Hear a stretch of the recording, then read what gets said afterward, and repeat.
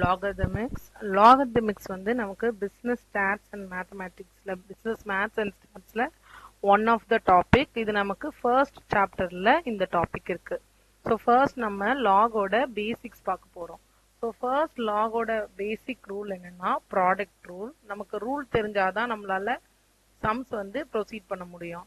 Product rule அப்படின்றது என்னன்னா log base a mn. இந்த mnன்றது ப்ராடக்டா இருக்கு into n அப்படின்னு அர்த்தம்.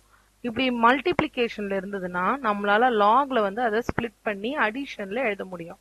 So log base A M plus log base A N அப்படின்னு எழுதலாம். அதே மாதிரி அடிஷன்ல இருந்ததுன்னா நான் மல்டிப்ளிகேஷன்லயும் எழுதலாம். இந்த ஏன்னு எழுதியிருக்கோம்ல, இந்த ஏன்றது பேஸ். எம் என்ன நான் எப்படி ஸ்பிளிட் பண்றேன், லாக் எம் பிளஸ் லாக் என் அப்படின்னு ஸ்பிளிட் பண்ணிக்கிறேன்.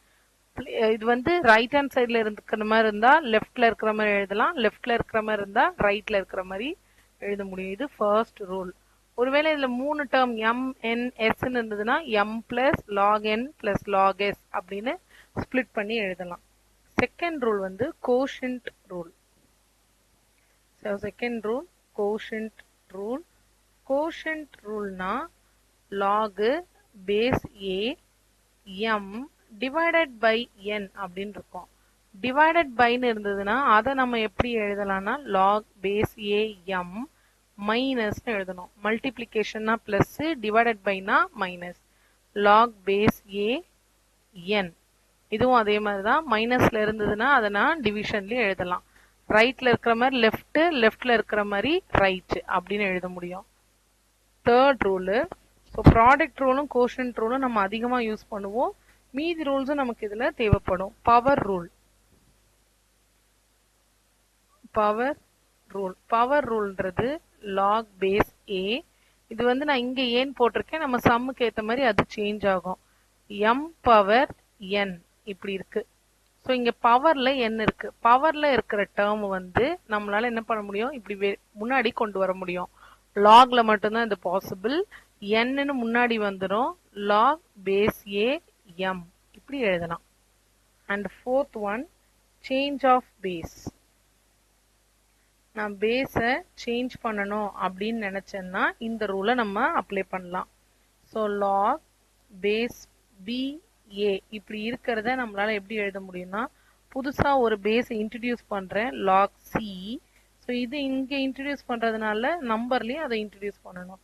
அண்ட் ஏற்கனவே அங்க இருந்தது என்ன, ஏ அண்ட் பி இருக்கு. ஸோ இங்க ஏ, இங்க பி. ஸோ அந்த ஏ பேஸ் பியை தான் இப்ப நான் சியை இன்ட்ரடியூஸ் பண்ணி இப்படி மாத்தி எழுதியிருக்கேன். இப்ப இதுலயே 2 சப்டிவிஷன் இருக்கு. ஒருவேளை log A by log base B A இதை நான் ரெசிப்ரோகேட்ல எழுதுனேன்னா 1 பை லாக், அங்க மேல இருக்கிற டேர்ம் வந்து இங்க பேஸ்ல வந்துடும். ஏ கீழே இருக்கிறது பேஸ்ல இருக்கிறது மேல வந்துடும். ஸோ இதை ரெசிப்ரோகேட் பண்ணும்போது இப்படி மாத்தி எழுதலாம். பேஸும் நம்பரும் மாறிடும். இது ஒரு கராலரி. அண்ட் இன்னொன்னு இருக்கு நமக்கு இதுலயே, லாக் ஏபின்னு ஒரு டேர்மும் லாக் பிஏன்னு ஒரு டேர்ம். இது ரெண்டும் ஒரே டேர்மா பிபிஏஏ கேன்சல் ஆகி நமக்கு 1 அப்படின்னு கொடுக்கும். இதுவும் இதோட ரூல். ஸோ இந்த ரூல் எல்லாம் யூஸ் பண்ணி தான் நம்ம இப்போ சம்ஸ் போட போறோம். இந்த வெரி ஃபர்ஸ்ட் ப்ராப்ளம் இப்போ நம்ம சால்வ் பண்ணி பார்க்கலாம். Show that